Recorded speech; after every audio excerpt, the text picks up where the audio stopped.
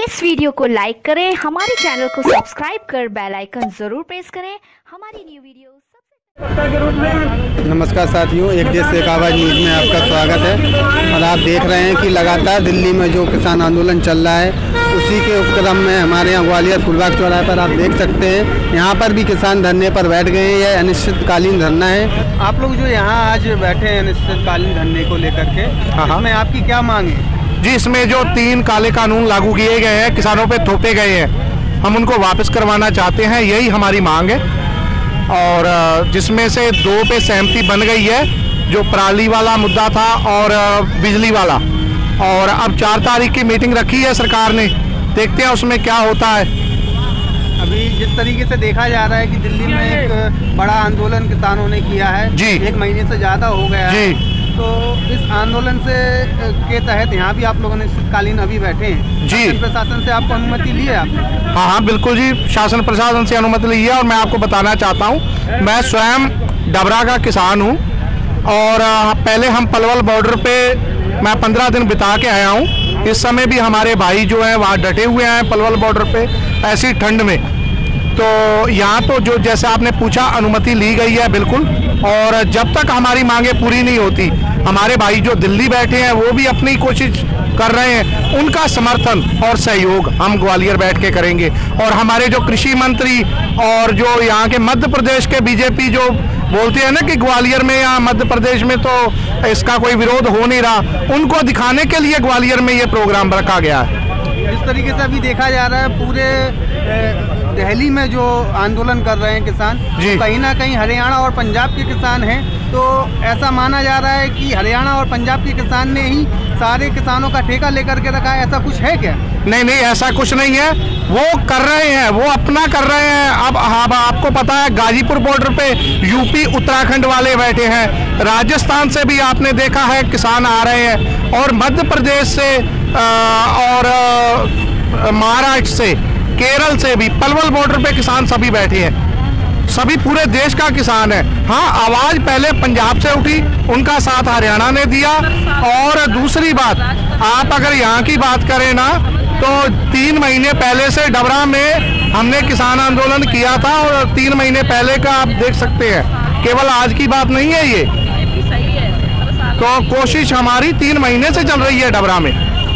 अभी जैसे ग्वालियर, अभी देखा जाए जो कृषि मंत्री प्रेजेंट में हैं नरेंद्र सिंह तोमर जी, वो भी ग्वालियर के ही रहने वाले हैं जी। तो क्या आप लोगों की उनसे कोई मुलाकात हुई है? उनसे हमारी मुलाकात हुई। हमारी ये बहन बैठी है, कृष्णा देवी डबरा से है। जिस दिन कृषि मंत्री यहाँ पे आए थे, तो उस दिन उन्होंने पहले रोक दिया था, इनको आगे आने नहीं दिया गया था, गाड़ियाँ रोक दी गई थी। हम लोग उस दिन पलवल थे, तो दीदी अकेली आई, कुछ किसान इनके साथ थे, क्योंकि आपको पता है ये जो क्षेत्र है ना, ये पार्टियों में बटा हुआ है, ज़्यादातर जो दलाल है पार्टियों के, तो किसानों के साथ खड़े होने वाले बहुत कम लोग हैं। तो दीदी ने उस दिन बहुत सराहनीय काम किया, नरेंद्र तोमर जी को स्पष्ट सवाल किए मंडियों के ऊपर, काले कानूनों के ऊपर। तो कृषि मंत्री जी अपना पल्लू छुड़ा के भागे उस दिन।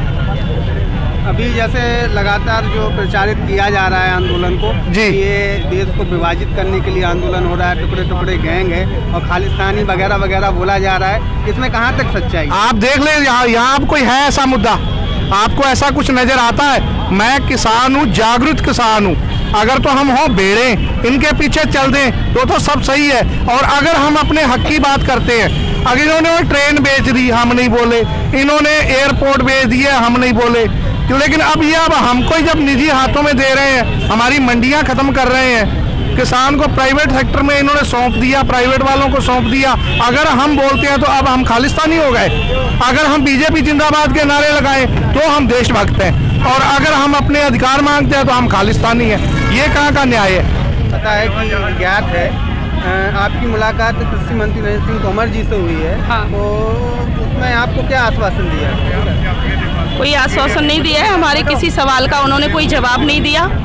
वो यहाँ पर आए थे किसान सम्मेलन के नाम पर कार्यकर्ता सम्मेलन कर रहे थे, और सच्चाई ये है कि ये जितने भी किसान सम्मेलन का जो ढिंडोरा पीट रहे हैं कि हम लोग किसान सम्मेलन कर रहे हैं और उसमें किसान समर्थन दे रहे हैं, उनमें कोई किसान नहीं है, बल्कि उनकी पार्टी के कार्यकर्ता हैं और उन पार्टी के कार्यकर्ताओं को ये किसानों के खिलाफ खड़ा कर रहे हैं। यानी देश के अंदर ये लोग गृह युद्ध करने की तैयारी कर रहे हैं और कोई भी उद्देश्य नहीं है इनका, कोई आश्वासन नहीं। उन्होंने एक प्रश्न का जवाब नहीं दिया मेरे। आपकी क्या क्या प्रश्न थे? मेरे प्रश्न ये थे कि जब दिल्ली में इतना किसान बैठा हुआ है तो यहाँ आपको सम्मेलन करने की क्या जरूरत है?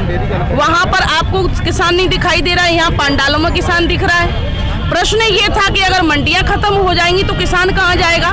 प्रश्न ये भी था कि अगर जो किसान, आपको लग रहा है कि किसान गुमराह हो गया, किसान को जो है अन्य क्षेत्रीय दलों ने या पार्टियों ने हाईजैक कर लिया इस आंदोलन को, तो उन किसानों को समझाने की जरूरत है, ना कि कार्यकर्ताओं को उनको ट्रेनिंग देने की जरूरत है। वो किसी भी प्रश्न का जवाब वो नहीं दे पाए, बाकी वो चले गए।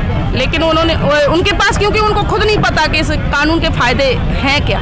जैसा भी लगातार बीजेपी किसान सम्मेलन चला रही है, हाँ। तो आपका कहना है कि किसान सम्मेलन नहीं और आमतौर पर उनके कार्यकर्ता सम्मेलन हो रहा है? कार्यकर्ता सम्मेलन है और इतना ही नहीं, ये लोग देश के अंदर गृह युद्ध करा देंगे किसी दिन, क्योंकि जो बीजेपी के कार्यकर्ता हैं वो इन्होंने किसी मशीन से नहीं बनाए, वो भी है तो किसान ही, लेकिन वो किसी पार्टी विशेष के समर्थक होने की वजह से नहीं इस बिल का विरोध कर पा रहे हैं। और परिणाम ये होगा कि जब ये उनको बार बार उनको दबाव देंगे तो जो अपने गांव में जो खेती किसानी जो कर रहे हैं, जो इस बिल का विरोध कर रहे हैं, उनके साथ में स्थिति वही होगी कि आपस में लड़ेंगे ये लोग।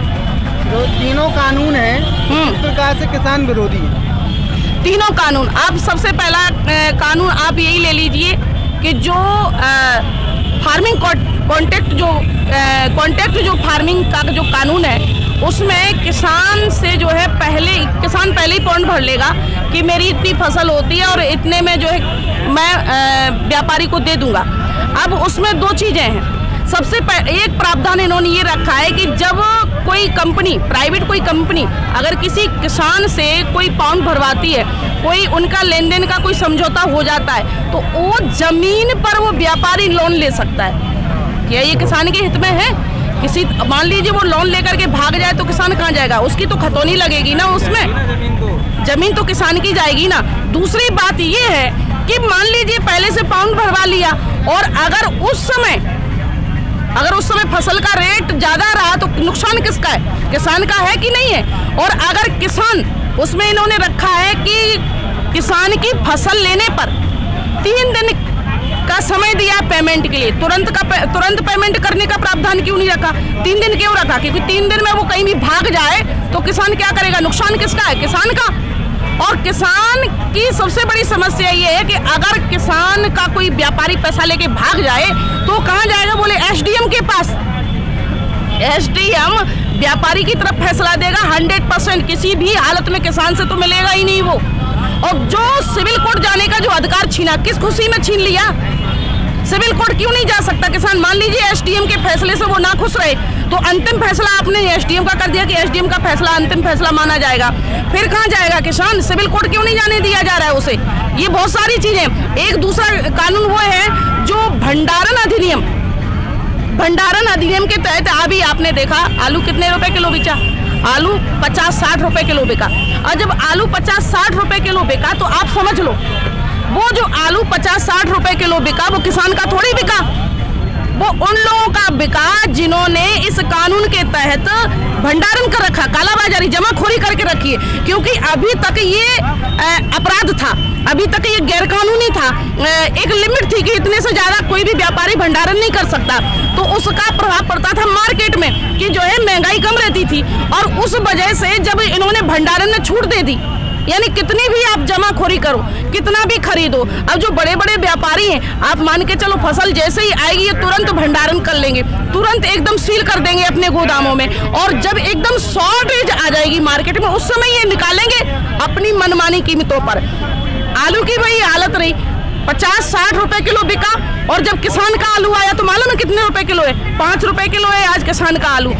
किसान का आलू क्यों नहीं बेचा 50-60 रुपए किलो में? क्योंकि ये भंडारण में जो छूट दी गई ना, वो व्यापारियों के फायदे के लिए। इसमें किसान को क्या फायदा? किसान को तो कोई फायदा है ही नहीं इसमें, कहीं से कहीं तक भी। जो तीनों नियम बनाए गए हैं उसमें किसका फायदा है? शुद्ध फायदा है उद्योगपतियों का। इसमें किसी भी तरह का किसान का कोई फायदा है ही नहीं। जो व्यापारी हैं, जो बड़े बड़ा, कहने की सीधी सी बात है कि किसान अपनी खुद की फसल भंडारण नहीं कर पाता, दूसरों की खरीद के भंडारण करेगा। किसान को तो जैसे ही फसल आई तुरंत मार्केट में बेचा, वो दूसरी फसल की तैयारी करने लग जाता है। उसे लागत मूल्य चाहिए, उसे लगाना है, उसे अपने बच्चों की व्यवस्था करनी है, वो भंडारण थोड़ी कर पाएगा। किसान के पास गोदाम थोड़ी है बड़े बड़े, ये सब व्यापारी कर सकते हैं क्योंकि उनके पास अनाप शनाप पूंजी है, वो कर सकते हैं। बाकी ये टोटल कानून केवल उद्योगपतियों के लिए बना है, किसान के लिए तो कुछ नहीं है। किसान को जो चाहिए था वो तो दिया ही नहीं। किसान को चाहिए थी सस्ती बिजली, इन्होंने महंगी कर दी। किसान को चाहिए था सस्ता बीज। आप देखो, किसान जब गेहूं बेचने आता है मार्केट में तो क्या भाव जाता है? अभी 1500 रुपए जा रहा है, 1500-1400 रुपए क्विंटल जा रहा है। और जब किसान उसी गेहूं को बेचता है, जब खरीदता है, बोता है, तो उस गेहूं का भाव 400 रुपए किलो होता है। 400 रुपए किलो, ये कौन कहां से आता है? किसी पेड़ में से थोड़ी टपकता है, आसमान से थोड़ी टपकता है। गोदामों में उसी किसान के गेहूं को पैकेजाइज करके और उसको भंडारण कर लिया। अब जब वो बोने के लिए आया तो 500 रुपए किलो, और जब वो बेचने के लिए आया तो 14 रुपए किलो। आपका शुभ नाम? कृष्णा देवी।